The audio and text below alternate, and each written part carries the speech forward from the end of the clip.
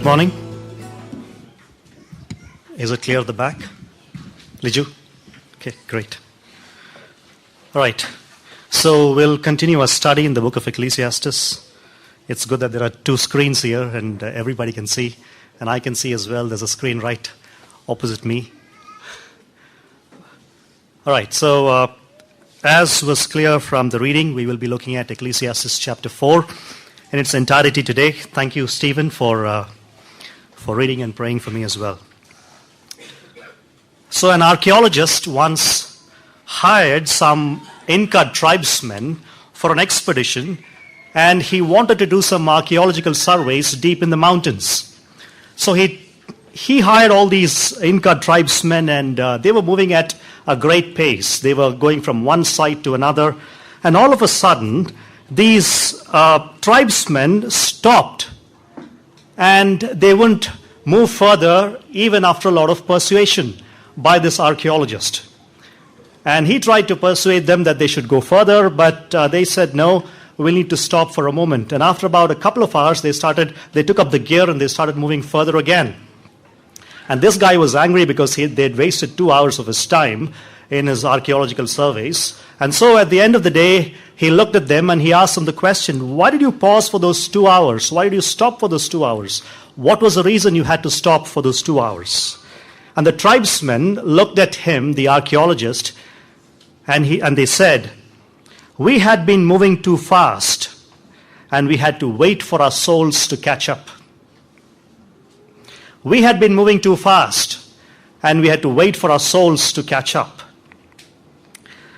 When was the last time that we realized in our busy schedules that we've been moving too fast and we had to wait to catch up on something that is important, perhaps something that is transcendent as well? You know, in his book, Hamlet's Blackberry, William Powers talks about one of his friends. She is from a non-English speaking country and she had moved into the United States. And so this William Powers wanted to check on her as to how she is doing after she moved into the United States. And so he texted her, how are you doing? She responded by saying, busy, very busy. And then he texted her again a couple of hours later. It was the same response again, busy, very busy. Every time he would text her, how are you doing? She would text back saying, busy, very busy. And then he figured out why she was doing it. She was actually copying the Americans. Because she thought that whenever she asked any American, how are you doing? The response was busy, very busy. And so she thought it was a polite way of responding to somebody when they would ask the question, how are you doing? Busy. Very busy. Now that's a refrain in our modern day culture, isn't it? If somebody asked you the question, somebody were to ask most of us the question, how are you doing? Busy. Very busy. So in our busy world, is there anything that gives us lasting meaning? Is there anything that gives us lasting fulfillment? Or, as I go through this busy life, as I go through my busy schedule on a daily basis, I see certain things that are mysterious to me. I see certain things that are enigmas to me. I see certain things that are shocking. I see certain things that I cannot explain and have an answer from. They are unjust sometimes. What do they point me to when I look at all these things? What do I learn from these things? What lessons can I take from these incidents or enigmas or mysteries or injustices sometimes that I see around in the world? So the book of Ecclesiastes explores life under the sun, a life without God, life without Jesus, life purely from this worldly perspective. And it exposes the ultimate bankruptcy of trying to find meaning and happiness and security and significance apart from God. Now this book, as we've seen over the last few months, in fact several months, this book is very depressing. And it's meant to be. It is meant to lead us to despair, so we cry out, is this all there is to life? Is this all there is to life? There must be something transcendent. There must be something above the clouds, apart from what is happening in this world that would give us relevance, that would give us fulfillment, that would give us satisfaction, that would give us meaning. But the point is, Ecclesiastes does not provide answers to questions that it raises. The whole book, on the other hand, is intended to help us find freedom by realizing that life without God is meaningless. All it helps us do is realize that life without God is meaningless. So if you and I ever hope to find meaning in life, if you and I ever hope to find satisfaction, lasting happiness, it's going to have to come from outside this world. It's going to have to come from an alien world. It's going to have to come from outside our busy schedules. It's going to have to come from beyond the facilities of this world. So in today's passage, Solomon describes some problematic human behaviors. He talks about a few problematic human behaviors that contribute to the heavy burdens that are in the world. And he says, he in fact raises these examples and makes it clear that human dysfunction plays a major role in all of the problems and struggles of life. He talks about human dysfunctions. He raises 4 of them, we'll see that. And he says they contribute, they add to the problems and struggles of life. In fact, the preacher this morning is trying to talk about the dangers of living like the world, the dangers of living apart from God, the dangers of living apart from Jesus, the dangers of living apart from the gospel of Jesus Christ. So he observes 4 enigmas in this world that we need to be aware of as we live in this world. 4 mysteries, or 4 enigmas as he calls it. And by the way, this is a very enigmatic passage, so please give me your undivided attention. So he looks at 4 enigmas and he wants us to be aware of them as we live in this world. But the point is, he does not give us any advice on any of these enigmas. These mysteries would not lift us out of pain, but they might help us to live within the pain. They might help us to live within the pain. So today's passage will reveal to us 4 enigmas, like I said, that show injustices in the world. 4 mysteries or 4 scenes or 4 pictures that Solomon is painting for us that reveal to us there's injustice in each picture. There's a mystery, there's an enigma in each picture. So that we might turn to each of them, look at them, and find no answers in them, but look to God alone for the answers, and look to God alone to be able to live in this world with meaning and with significance and with lasting happiness. And so in verses 1, do I need to point to that?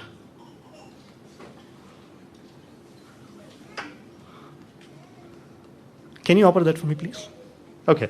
So in verses 1, 2, and 3, you will see that this is the first enigma that Solomon is talking about. He says, oppression brings sorrow and makes non-existence a desirable state. Now listen to this, please. Oppression brings sorrow is what he's saying. And he says it makes non-existence a desirable state or a desirable option. Solomon was so devastated by seeing all the oppression in the world that he decided it was better to be dead than to face all the oppression in the world. In fact, he goes one step further and he says, it is better never to have been born at all than to see all the oppression in the world and even to have to face all the oppression in the world. And Solomon talks about this by detailing 2 things. And let me go step by step, and Kevin will help me out, please. First thing, Solomon saw pain and sorrow in the lives of innocent people, but he also saw unconcern on the part of the powerful. He saw pain and sorrow in the lives of innocent people, but he also saw absolute unconcern on the part of the people who could have provided them with some kind of help. Look at verse 1. Again, I saw all the oppressions that are done under the sun, and behold, the tears of the oppressed. And they had no one to comfort them. On the side of the oppressors, there was power, and there was no one to comfort them. Now, when you look at the description that Solomon is giving here, it is grim, and it's a pitiful one. From his wide-ranging knowledge, from all the surveys that he has done, and his richly varied experience, the preacher drew one irrefutable conclusion. And the conclusion is this, that oppression was rampant throughout the world. Oppression was seen everywhere in the world. Oppression is a pervasive thing in the world. Hear me, please. Sarla is an 11-year-old girl. She has a beauty about her, but it's a beauty that's tinged with sorrow, sadness, brought about by years of abuse. Her childhood and innocence have been taken away. She tried to talk to her mother about it, but mother is helpless herself and she doesn't know what to do and she's ashamed. And Sarala is oppressed and she has no hope. Ravi works for a chemical company and he knows that every day he's breathing in fumes that could ultimately kill him. But he can't complain about those fumes or he can't complain to the management. He dare not complain because he will lose his job and somebody else might be ready to take his place. He's married, he has 4 children, he can barely make an existence. He's oppressed and he has no hope. Sandhya, well, she hasn't got a name, but that's the name I gave her here. Her parents don't really admit that she exists. She's a 12-week-old infant. 12-week-old. She is very small. She only weighs 18 grams. And she is 17.5 centimeters long. She has a brain. She has a nose. She has ears. She has a heartbeat. She also has little toenails. But the fact of the matter is, in a few moments, her parents themselves are going to kill her. Oppression. She has no hope. The world is full of pain. The world is full of sadness. The world is full of sorrow. Turn on the news media, not the ones that, give you all candy-coated stories, but the real news media. Turn to it and they will tell you that the world is full of sorrow. And Solomon was devastated by what he saw. He said, life can be unfair and there is so much of injustice in the world. The oppressed had no one on their side to comfort them. So that's the first thing that he talks about. Secondly, Solomon concluded that death and non-existence are better than a life full of oppression. Solomon concluded that death and non-existence are better than a life full of oppression. The first thing that he talked about is that this life is full of oppression. We see oppression everywhere in the world. But he comes to a very strong conclusion. He says death is better than to face oppression. In fact, non-existence is much better than to face oppression. Look at verses 2 and 3, please. And I thought the dead who are already dead more fortunate than the living who are still alive. But better than both is he who has not yet been and has not seen the evil deeds that are done under the sun. The age in which Solomon lived was far removed from the golden days of Israel's beginnings. Now the sense of concern for the poor, the widow, the alien, the orphan had long since diminished.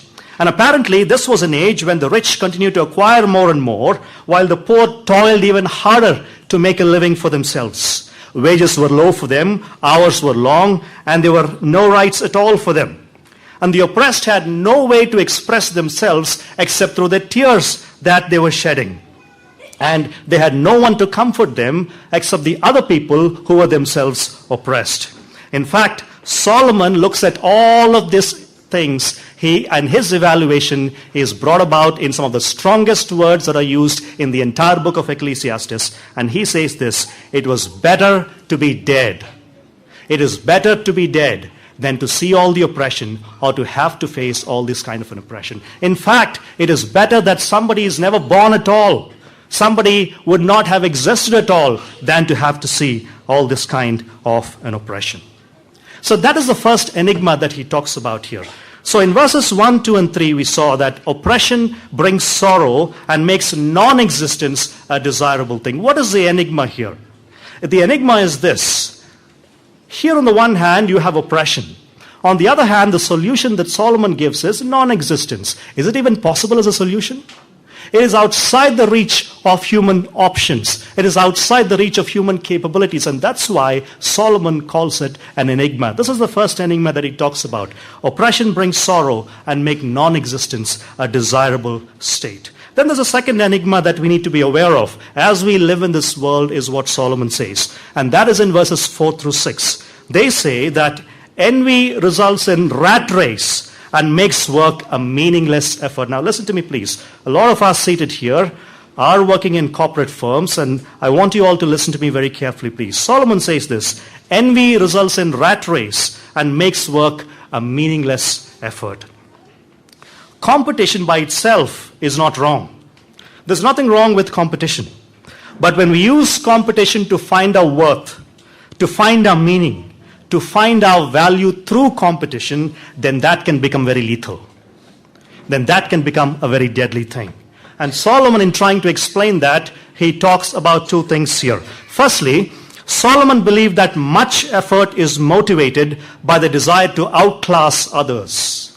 The reason why people work hard is just to make sure they outclass their neighbor or they outclass others. Look at verse 4. Not my words, Solomon's. Verse 4. Then I saw that all toil and all skill and work come from a man's envy of his neighbor. This is also vanity and a striving after the wind. Now, if you remember, Solomon had talked about work before. In chapter 1 and all of that, we saw Solomon had spoken about work before. But here he dug a little deeper. He exposed the hollowness of what really it is that motivates our work. What is that really motivates our hard work? And he came to the conclusion that what motivates our hard work is envy, is rivalry. Now, this is a very, very painful observation. People claim to be toiling and people claim to be working hard for various good reasons that they might give. For example, to feed your family, or love for family, or concern for the community or the society, or even service of God. But at the bottom of the matter, says Solomon, the reason why we work so hard is to either keep up with, or better, to get ahead of our neighbors. That's why we work hard, is what Solomon says. John A. Stewart, in his commentary on Ecclesiastes, he says this: healthy competition among individual workers and rival companies leads to world-changing discoveries and increased productivity. Now, it's good to have a healthy competition. It's good to have a healthy competition in a classroom, in a workspace, and even between companies. That's where you get the best out of each individual or each company. But he says this: unbridled rivalry, however, leads to destruction, imprisonment, and even murder when winning becomes everything. When it's unbridled and the sheer motivation is to just outclass somebody else, then that is a very dangerous thing. That is a very lethal thing, is what Solomon says here. Even John A. Stewart in his commentary affirms that. Abraham Lincoln was once walking on the road, and I'm told this is a real story. He was once walking on the road with his two boys, and his two boys were just fighting. And he was the president of the United States then. And all of a sudden, a passerby was looking at what was happening here. He stopped Abraham Lincoln, and he asked, why are your two boys fighting? What are they fighting about? And he said this: it's not something that's wrong with my boys alone. It's what's wrong with the world. I have 3 walnuts in my pocket, and my boys want 2 each. 2 boys, I have 3 walnuts in my pocket, and my boys want 2 each. That's a picture of what the world is. It's a picture of the envy, of greed, of discontentment that exists in our world. Professionals, a lot of us professionals, we want to work up the ladder. And we sacrifice a lot of things in doing that. We work all the hours that there are. And in the process, we perhaps sacrifice our marriages, we perhaps sacrifice our friendships, our children, our time with God, our cell groups, just to climb that corporate ladder and think and be in the place where you and I think we ought to be. It's a rat race. The world is a rat race. And you know the bumper sticker? Even if you win the rat race, you're still a rat. That's what the bumper sticker says. Even if you win the rat race, you're still a rat. The question this morning is this: what are you prepared to do to get where you want to be? Are you prepared to even implicitly trample down some people and oppress some people on your way up? Now, that's not the way a Christian ought to do. Achievement under the sun that does not put God first, whether in the secular world or in ministry even. Achievement under the sun that does not put God first will leave you frustrated, because the motivation force is always envy, to become better than somebody else, to become better than your neighbor, or to become better than your fellow minister, and envy will never be satisfied. Envy will never be satisfied.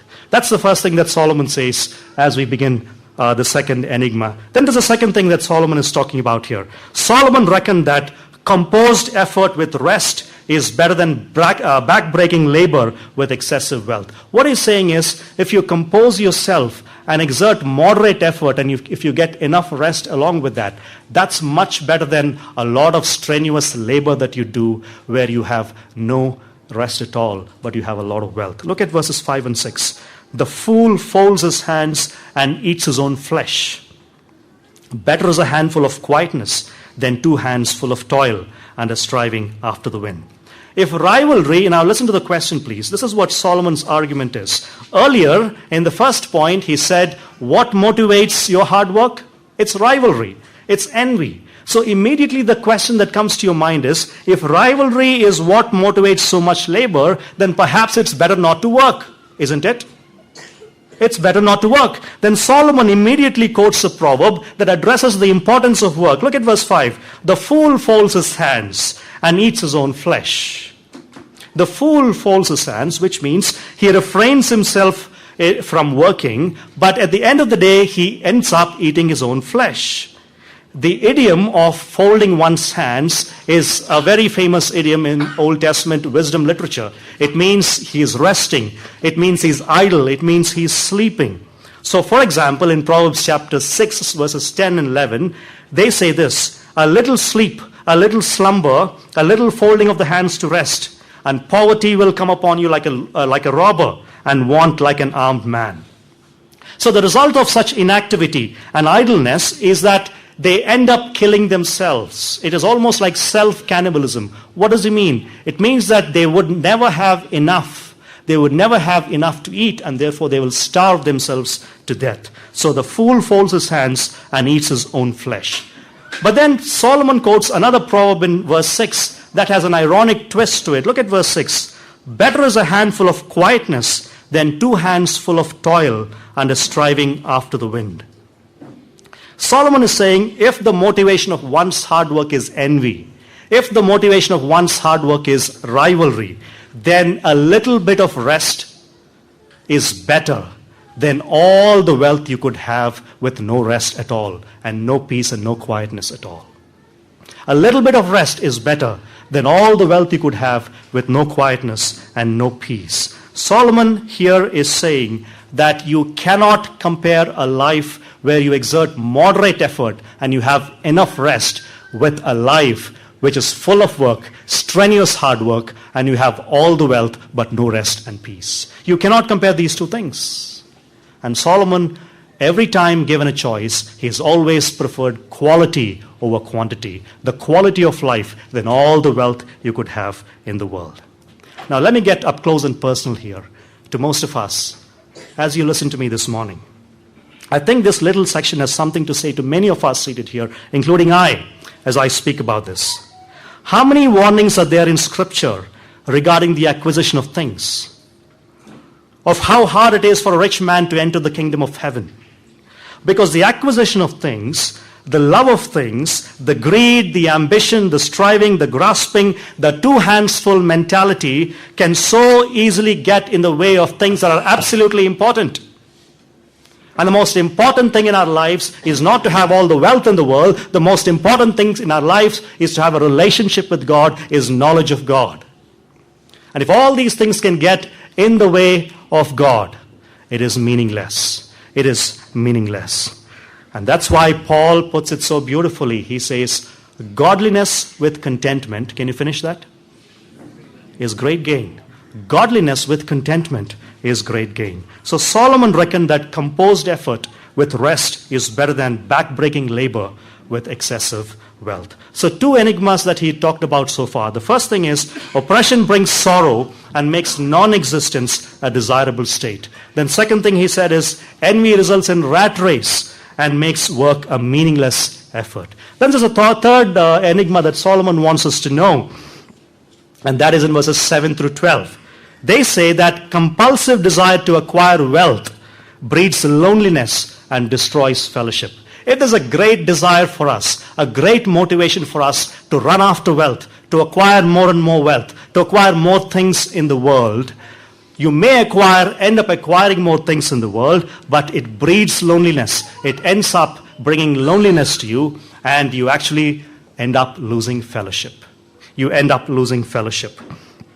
What does self-centered pursuit of money do to friendship? It makes community and relationships impossible, is what Solomon says. And again, Solomon has 2 thoughts about it. Look at the first one that he says. Solomon thought that acquiring wealth was useless when it isolated a man and robbed him of enjoyment. when it isolated a man and robbed him of enjoyment. Look at verses 7 and 8. Again, I saw vanity under the sun. One person has no other, either a son or a brother, yet there is no end to all his toil. His eyes are never satisfied with riches, so that he never asks, for whom am I toiling and depriving myself of pleasure? This also is vanity and an unhappy business. Now listen to what Solomon is saying here. He is describing a person, and this person has a lot going for him. First thing, he is independent and he can live however he pleases. He's got everything going for him. Secondly, he has a job, and a demanding one at that. And thirdly, he has money. This man has money. Now picture somebody who has a great job and works long hours. Relationships have come and gone, but he's doing okay. They have a condominium. He has some money saved away. He can pretty much buy anything that he wants to buy. He's not rich, but he has enough money to buy some stuff because he's saved away some money. It's a pretty good life overall. So that's the picture that Solomon paints here. Now you meet this kind of people, all around in Bangalore, everywhere you travel. In fact, if you're in the HR department, if you're hiring somebody, this is the kind of person you would want to hire in your company. But there are two problems with this picture that Solomon is painting. The preacher examines this picture, and he says there are two problems with it. The first thing is that success for this man comes at a pretty steep price. Success for this man comes at a pretty steep price. Look at verse 8.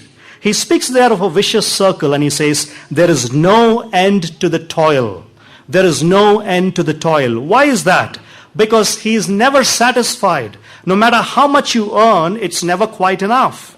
Last year's bonus was nice. It was good. But just to better last year's bonus, I need to put in more hours this year. Isn't it? Otherwise, I wouldn't better my last year's bonus. So you're caught in this treadmill of never having done quite enough. And you feel like the carrot is on the stick and you're running to catch it, but you can never run fast enough to actually catch it. You're never quite there. And you see this quite often. The stuff that we think will make us happy ultimately doesn't make us happy. No job, no profession, no pleasure is enough to fulfill the desires of our heart. That's the first thing that he says. The second problem that he finds with this man is that this person, in trying to run after money, in trying to run after position, in climbing up that corporate ladder, has lost all relationships in the process. He's been so self-centered that he's cut off people, he's lost all fellowship and relationships in the process. He is successful, but he's solitary. Verse 8 says, he has no other, either a son or a brother. But it doesn't bother him most of the time because he doesn't think about it. He always thinks about his career and what is ahead of him, and he tries to avoid thinking about it. And he never pauses long enough to ask these questions. Why am I doing it? For whom am I doing it? I don't have any fellowship at all. And Solomon concludes by saying that the pursuit of such a person is vanity, is a striving after the wind. It's vanity, it's a striving after the wind. Now here's a big help that Solomon is giving. Anna, listen to me please this morning. Here's a big help that Solomon is giving us. The preacher is wanting us not to do this. The preacher is warning us not to be a person like that. Don't become a successful, solitary person, is what Solomon is saying. You will end up being enslaved to your work, not really satisfied, and the point is, you will have no one to share it with as well. You will have no one to share it with. Let's pause here for a moment and reflect on a few things. We live in a world where we'll have to make choices inevitably. We'll have to inevitably make different choices. Robert Louis Stevenson once said this, and this is very interesting and very profound as well. He said, perpetual devotion to what a man calls his business is only to be sustained by perpetual neglect of many other things. If a man calls something business, and if he wants to sustain his interest in that, he's saying that is only possible if he perpetually neglects something else. I know that some of you are facing pressures at work. Some of you have even talked to me about it. And you're making difficult choices. And if you don't keep up in your workplace, there are others who will gladly take your place. I know it, and I've been there too. The preacher here this morning is holding up this picture for you, the picture of the man that he talked about. And he's asking you this question: is this what you want? Is this what you want to be? Are you sacrificing your relationships for the sake of your career? Are you sacrificing your fellowship for the sake of your career? In the end, it will only result in a place where you'll be successful but solitary. You'll be successful but solitary. So Solomon thought that acquiring wealth was useless when it isolated a man and robbed him of enjoyment. Second thing, Solomon called attention to several advantages that came from cooperating with others, that came from partnering with others, that came from fellowship with others. Look at verses 9 through 12. Two are better than one, because they have a good reward for their toil. For if they fall, one will lift his fellow up. But woe to him who is alone when he falls and has not another to lift him up. Again, if two lie together, they keep warm. But how can one keep warm alone? And though a man might prevail against one who is alone, two will stand with him, and a threefold cord is not quickly broken. Now, in contrast to this successful solitary person, or the person who achieves temporary fame and acclaim, Solomon offers another picture for us, the picture of another man. And this man is in a genuine community. This man is in genuine fellowship. Now, Solomon here has given three pictures, and this is the only picture where it does not end with the pronouncement of vanity. Everywhere else, the first 2 points, he said vanity and vanity, but here he doesn't talk of it as vanity, because this is what he wants us to concentrate on. The preacher says this is what we should aim for, a man in a genuine community. And Solomon here gives 4 benefits of genuine community in these verses. Firstly, he says, we will have a larger profit. Look at this verse. Look at verse 9. He says, two are better than one because they have a good reward for their toil. They have a good reward for their toil. Two people working together can produce double the amount a single person can produce alone, isn't it? You get double reward for your toil. And not just that, it's a lot more fulfilling because you have somebody to share it with. You have somebody to share it with. Secondly, he says, the second advantage of being in fellowship is that we'll find help in time of need. We'll find help in time of need. For if they fall, one will lift his fellow up. But woe to him who is alone when he falls and has not another to lift him up. So we will have help in time of need. Thirdly, we'll have more comfort. Again, he says, if two lie together, they keep warm. But how can one keep warm alone? So now this sounds very strange to us, but in the ancient Near East, particularly in the first century world and all of that, people used to travel long distances. And they would travel long distances and they would sleep by the side of the road in the night. It's very cold. And even if you have a good blanket, if you sleep alone, you would still feel cold. But if you sleep in the midst of people in a community, or at least with another person, he could provide warmth, is what Solomon is saying here. We'll have more comfort. So firstly, we'll have a larger profit. We'll find help in times of need. We'll have more comfort. And fourthly, Solomon says, we'll have greater protection. We'll have greater protection. And though a man might prevail against one who is alone, two will withstand him, and a threefold cord cannot be broken. The greater the numbers, the more the numbers, the better it is for us. When you're alone, you're vulnerable, but when you're in a community, you have greater protection, is what Solomon says. Spurgeon said this. He said, communion is strength. Solitude is weakness. In the forest, supporting each other, the tree laughs at the hurricane. The sheep of Jesus flock together. The social element is the genius of Christianity. Fellowship is the genius of Christianity, is what Spurgeon says. So Solomon so far has spoken about 3 enigmas in this world. Firstly, oppression brings sorrow and makes non-existence a desirable thing. And then he also talked about envy and said envy results in a rat race and makes work a meaningless effort. Thirdly, he went on to talk about the compulsive desire to acquire more and more wealth. And he says that breeds loneliness and that destroys fellowship as well. You become alone. You remain solitary. Then there's a final thing that Solomon wants us to understand as an enigma, and that is in verses 13 through 16. They say that wisdom may help a ruler do well during his reign, but assures neither stability nor acclaim. I'll explain that here. He says it is futile to work to gain advancement.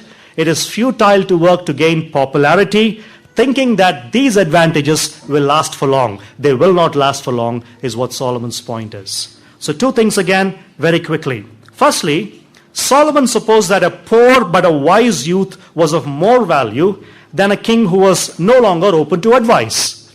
Look at verses 13 and 14. Better was a poor and a wise youth than an old and foolish king who no longer knew how to take advice. For he went from prison to the throne, though in his own kingdom he had been born poor. Now there are some debates about these verses. These verses are not very clear in the Hebrew language, but here is as best as I can see them. There's an old foolish king who's lost touch with his people, and he won't take any advice from his ministers. Perhaps he's fired all his advisors. I can think of a number of politicians who have done that. Once they reach the top, they stop listening, and eventually they drift towards irrelevance, and people are happy they're gone once they're gone. Right? So here is that king. And then you have another young fellow, somebody new, somebody better who comes along. He comes from nowhere. In fact, here in this passage, he comes from a prison, and he gets all the way to the throne. He captures the imagination of people, and he inspires them to hope again. He becomes immensely popular. And again, I can think of many examples, many new leaders who have come up and inspired hope in people as well. Their popularity levels for the first few moments have been off the charts. And here is a young wise lad who seemingly in the story has gone from a prison all the way to the throne. He is given greater acclaim. He is given greater popularity, and people forget the old king. Solomon says that happens, and life is not fair. Life is not fair. Although the young fellow is better than the old king who is not taking advice, it is not fair that the old king is forgotten. But hold that it does not end with the pronouncement of vanity. Everywhere else, the first 2 points, he said vanity and vanity. But here, he doesn't talk of it as vanity, because this is what he wants us to concentrate on. The preacher says this is what we should aim for, a man in a genuine community. And Solomon here gives 4 benefits of genuine community in these verses. Firstly, he says, we will have a larger profit. Look at this verse. Look at verse 9. He says, 2 are better than 1 because they have a good reward for their toil. They have a good reward for their toil. 2 people working together can produce double the amount a single person can produce alone, isn't it? You get double the reward for your toil. And not just that, it's a lot more fulfilling because you have somebody to share it with. You have somebody to share it with. Secondly, he says, the second advantage of being in fellowship is that we'll find help in time of need. We'll find help in time of need. For if they fall, one will lift his fellow up. But woe to him who is alone when he falls and has not another to lift him up. So we will have help in time of need. Thirdly, we'll have more comfort. Again, he says, if 2 lie together, they keep warm. But how can one keep warm alone? So now this sounds very strange to us, but in the ancient Near East, particularly in the first century world and all of that, people used to travel long distances. And they would travel long distances and they would sleep by the side of the road in the night. It's very cold. And even if you have a good blanket, if you sleep alone, you would still feel cold. But if you sleep in the midst of people in a community, or at least with another person, he could provide warmth, is what Solomon is saying here. We'll have more comfort. So firstly, we'll have a larger profit. We'll find help in times of need. We'll have more comfort. And fourthly, Solomon says, we'll have greater protection. We'll have greater protection. And though a man might prevail against one who is alone, 2 will withstand him, and a 3-fold cord cannot be broken. The greater the numbers, the more the numbers, the better it is for us. When you're alone, you're vulnerable, but when you're in a community, you have greater protection, is what Solomon says. Spurgeon said this. He said, communion is strength, solitude is weakness. In the forest, supporting each other, the tree laughs at the hurricane. the sheep of Jesus flock together. The social element is the genius of Christianity. Fellowship is the genius of Christianity, is what Spurgeon says. So Solomon so far has spoken about three enigmas in this world. Firstly, oppression brings sorrow and makes non-existence a desirable thing. And then he also talked about envy and said envy results in a rat race and makes work a meaningless effort. Thirdly, he went on to talk about the compulsive desire to acquire more and more wealth. And he says that breeds loneliness and that destroys fellowship as well. You become alone. You remain solitary. Then there's a final thing that Solomon wants us to understand as an enigma. And that is in verses 13 through 16. They say that wisdom may help a ruler do well during his reign, but assures neither stability nor acclaim. I'll explain that here. He says it is futile to work to gain advancement. It is futile to work to gain popularity, thinking that these advantages will last for long. They will not last for long is what Solomon's point is. So two things again, very quickly. Firstly, Solomon supposed that a poor but a wise youth was of more value than a king who was no longer open to advice. Look at verses 13 and 14. Better was a poor and a wise youth than an old and foolish king who no longer knew how to take advice. For he went from prison to the throne, though in his own kingdom he had been born poor. Now there are some debates about these verses. These verses are not very clear in the Hebrew language, but here is as best as I can see them. There's an old foolish king who's lost touch with his people, and he won't take any advice from his ministers. Perhaps he's fired all his advisors. I can think of a number of politicians who have done that. Once they reach the top, they stop listening, and eventually they drift towards irrelevance, and people are happy they're gone once they're gone. Right? So here is that king. And then you have another young fellow, somebody new, somebody better who comes along. He comes from nowhere. In fact, here in this passage, he comes from a prison. And he gets all the way to the throne. He captures the imagination of people, and he inspires them to hope again. He becomes immensely popular. And again, I can think of many examples, many new leaders who have come up and inspired hope in people as well. Their popularity levels for the first few moments have been off the charts. And here is a young wise lad who seemingly in the story has gone from a prison all the way to the throne. He is given greater acclaim. He is given greater popularity, and people forget the old king. Solomon says that happens, and life is not fair. Life is not fair. Although the young fellow is better than the old king who is not taking advice, it is not fair that the old king is forgotten. But hold that picture for a moment and come to the second point that Solomon is saying. Solomon lamented that political power paled into insignificance at the change of God. Look at verses 15 and 16. I saw all the living who move about under the sun, along with that youth who was to stand in the king's palace. There was no end of all the people, all of whom he led. Yet those who came later will not rejoice in him.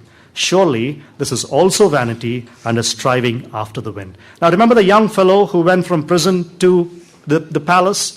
This young fellow, he received all the acclaim possible, all the popularity possible. But the fact of the matter is, Solomon looks at him and he begins to think, he himself is a king. He begins to understand this. This popularity will not last long. Why? Because the future generation is no longer going to remember him as this generation did the old king. The future generation is no more going to remember him as this generation did the old king or the predecessor. I distinctly remember this. I was a very young fellow in 1990 when Margaret Thatcher was contesting the elections in Great Britain, and she lost the elections. I remember the picture that was shown on television. She was coming out of 10 Downing Street. There was a car that was, the engine was on, and she was, the black car, I remember that, and she was about to get into the car. Everybody had deserted her. Now she was holding the world's power at one point. and she was coming out all in tears. Everybody had ditched her. She came all alone, got into the car with just a couple of people, and then she drove away from 10 Downing Street. She had made it to the top, but she'd also been ditched once she lost the elections. So Solomon lamented that political power paled into insignificance at the changing of the guard. What's the point of this morning's sermon? Solomon painted 4 scenes for us, or 4 pictures for us, each driving home with increased intensity about the pervasiveness of injustice in the world. He said there's injustice in oppression. There's injustice in all the 3 things that he talked about. Life is unfair. And he offers us no words of advice about this. But what is the application or the point of the passage that we can take away as Christians? The point is this: God is our refuge as we live in this world, and faith in Him is supremely worthwhile. God is our refuge as we live in this world, as we live in this world of oppression, as we live in a world that is unfair. And faith in Him is supremely worthwhile. We know that the Lord will judge all injustice and see to it that all of life's stories will have a tidy ending that we would want them to have. All of our life stories will have a tidy ending that we would want them to have. So let me just finish this with an illustration, and I've just taken 45 minutes. The Pearl is a beautiful book, a novella written by John Steinbeck, an American novella. So in this book, Steinbeck presents a picture of Kino, who is a fisherman. You've read this? Okay, you have. He's a fisherman, and his wife and his kid. And one day, as he's fishing, he finds a pearl of great value, is what the author terms it as. He finds this pearl of great value. He was in poverty, and now he is elated that this potentially could change his fortune. This potentially could change the way that he was living, and all of that. And all of a sudden, he begins to see that because of this little pearl, or pearl of great worth that could change his fortune, everybody who was related to him was turning against him. And all of a sudden, everybody's eye was on this particular pearl. People wanted to burn his house. People wanted to spoil his marriage. People wanted to destroy his family. In fact, it doesn't hit him home until somebody comes and kills his son. And all of a sudden, he looks at the pearl, he looks at the dead body of the son and all of that. He takes the pearl, he throws it back into the sea, and he says, now I understand what success really is. Success must never come at the cost of relationships or what is really worthwhile. That's what Solomon is trying to picture here for us. That's what Solomon is trying to tell us. There are certain enigmas in the world, things that we don't understand, but he does paint those 4 pictures for us and tell us that only faith in God is worthwhile as we see all of this, and we are frustrated by this. But at the end of the day, at the end of the world, God will bring everything to rights as he solves the problem of injustice. Thank you for your patience. May the Lord bless you all as you contemplate on this. Father, we come into your presence this morning, and we want to thank you for your word. We want to thank you for the words of Solomon as he wrote the book of Ecclesiastes. Father, he talked about certain mysteries in the world, certain enigmas. Oppression, injustice, life is unfair, and all of that. And we see that, and we are frustrated. But we do realize that our meaning comes from something that is transcendent. Our meaning comes from something that is beyond this world. We look to you for help. We look to you to solve the problems here when you come back. But until then, we understand that faith in you is worthwhile, because that is what will sustain us, and that is what will give our life's meaning here on this earth. And even as we look to the further things that are going to happen this day, particularly pray for John, who will be taking the single study. I pray for your blessing upon that meeting as well, and even our time of fellowship. We want to thank you for everything. In Jesus' name.